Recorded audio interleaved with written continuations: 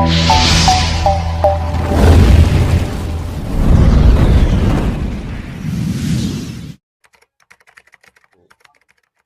MLA Rachamallu Prasad Reddy గారు ఒక media సోదరుల మీద ఒక ప్రెస్ మీట్ పెట్టడం జరిగింది. అయ్యా, రాచమల్లు ప్రసాద్ రెడ్డి గారు గత 5 సంవత్సరాలు అధికార పార్టీలో ఉండి ఎంతో మంది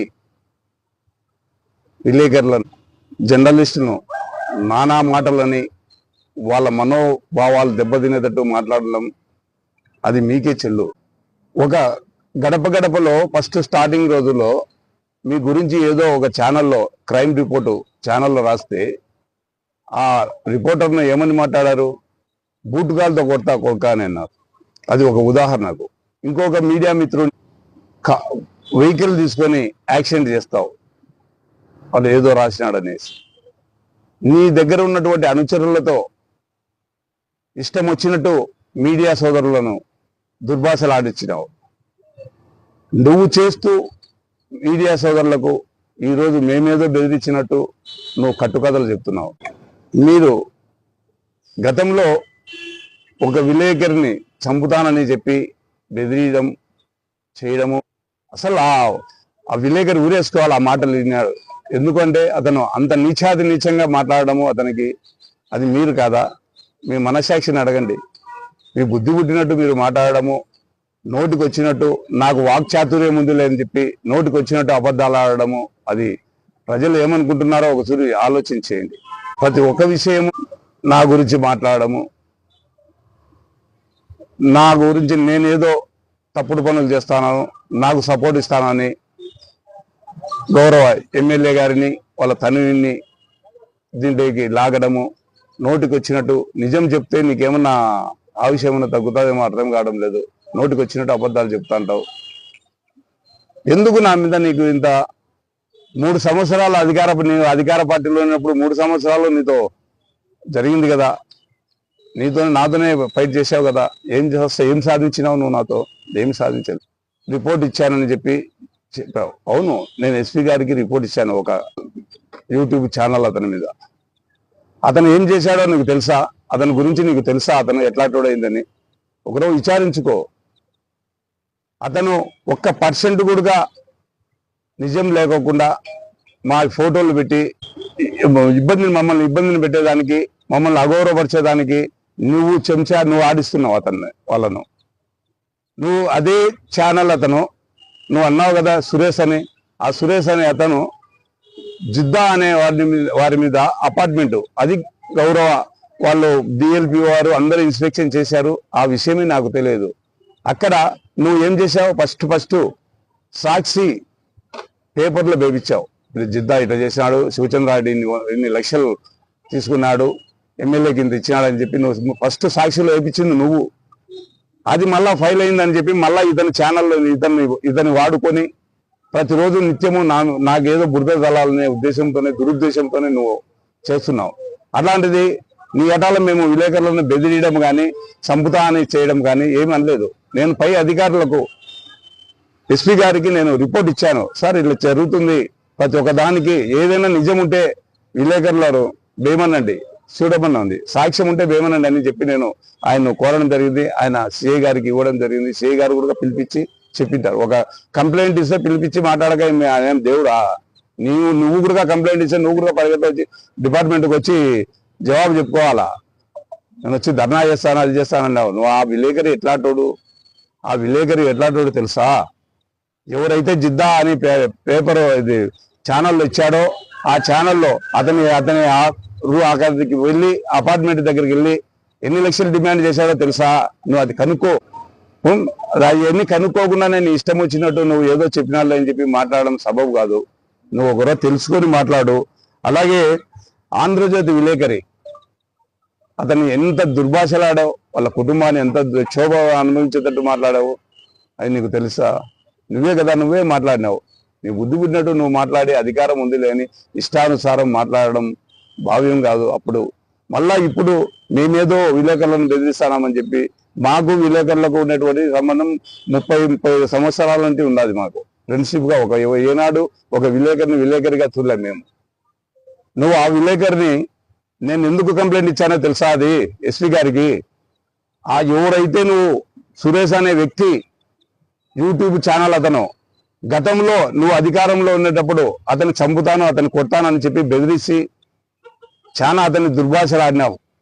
అతను ఏదో ఛానల్లో రాశాడని చెప్పి చేశావు. నాకు ఏమి అతనికి చాలా తిట్టే నా దగ్గరకు వచ్చి నన్ను ఆశ్రయించాడు. నేను ఏదో నాకు చేతనంత వరకు సహాయం చేశాను. ఇప్పుడు మళ్ళీ నీ దగ్గరికి పిలుచుకున్నావు. గతంలో అతని మీద ఉన్నటువంటి కక్ష సాధింపు చర్యలతో నా మీద రెచ్చగొట్టి అతను ఏదైనా చేస్తావనే భయంతోనే నేను ఎస్పీ గారికి లెటర్ ఇచ్చింది. అతను ఏదైనా చేస్తావని చెప్పి ఇచ్చింది నేను లెటరు. మాజీ ఎమ్మెల్యే రాజమౌళి ప్రసాద్ గారు, అది గుర్తుంచుకోండి. అది చేసి మళ్ళా నా మీద నెపం నెట్టాలనే ఉద్దేశం నీవు చేసేటటువంటి దురుద్దేశంతోనే నేను ఈ లెటర్ ఇచ్చింది ఎస్పీ గారికి. గౌరవ ఎస్పీ గారు కానీ ప్రొద్దుటూరు పోలీస్ డిపార్ట్మెంట్ కానీ దీని మీద విచారణ జరిపి ఖచ్చితంగా చర్య తీసుకోవాలని చెప్పి నేను కోరుకుంటున్నాను. ప్రతి ఒక్కటి ఏదైనా అధికార పార్టీలో ఉన్నప్పుడు బుద్ధి పుట్టినట్టు నువ్వు చేయడం ఎంత సబబు అనుకుంటున్నావు? ఎవరే కానీ అనుకుంటున్నామో నేను చెప్తున్నాను, నీతి వాక్యాలు చెప్తున్నా, నా వాక్ చాతుర్యంతో చెప్తున్నాను అని చెప్పి నువ్వు అనుకుంటున్నాము. ఆ వాక్ చాతుర్యం అటు పోయి టీ బంకులు కదా అక్కడ అలా పక్కన అడగండి, తెలుస్తుంది ఏం చెప్తున్నారు, ఇది నిజమా అబద్ధమా అనేది. నోటికి వచ్చినట్టు అబద్ధాలు చెప్పడం భావ్యం కాదని చెప్పి నేను అనుకుంటున్నాను.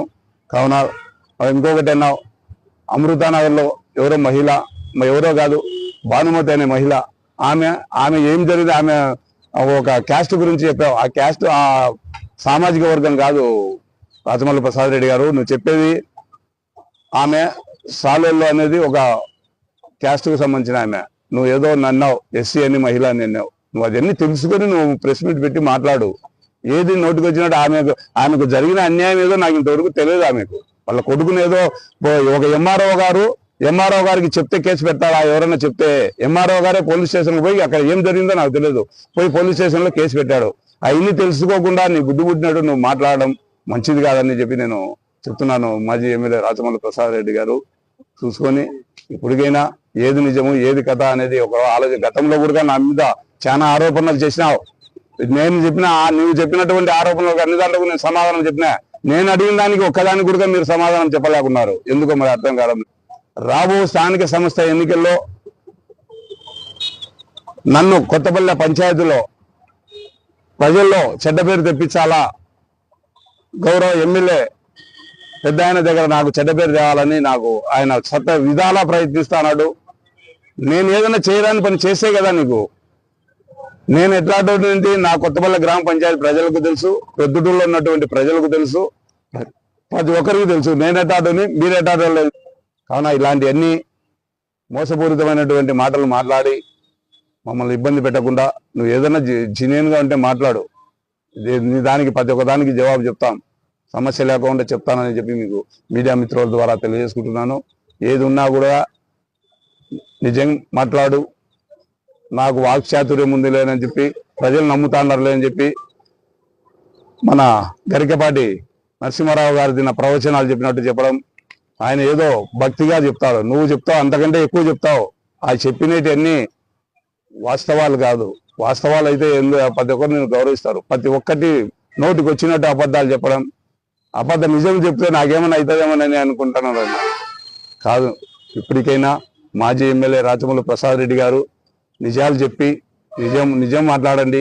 ఏదైనా కానీ అంత ఇంత గౌరవిస్తారు. 2 సార్లు ఎమ్మెల్యేగా అయినారు, ఒకసారి అధికార పార్టీలో ఉన్నారు.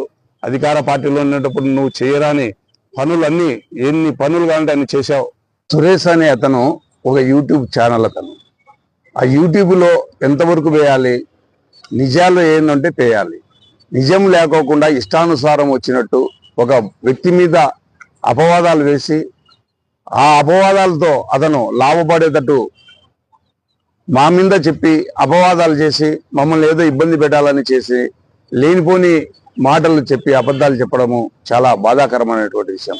అది కాక ఆ సురేష్ అనే యూట్యూబ్ ఛానల్ను మా మీద రాసి ఏదో పెద్ద గొప్పగా అనిపించుకోవాలనే ఉద్దేశం తెచ్చుకొని అక్కడ ఉన్నటువంటి వారితో ఎవరైతే అపార్ట్మెంట్ ఉన్నారో వాళ్ళతో పోయి బేరం పెట్టుకోవడము, డబ్బులు లక్షలు గుంజుకోవడం చాలా బాధాకరం. ఇలాంటి వెనుక మళ్ళా పునరావృతం కాకూడదు అని చెప్పి మీ మీడియా మిత్రులకు అందరికీ కూడా సవినయంగా కోరుకుంటున్నాను.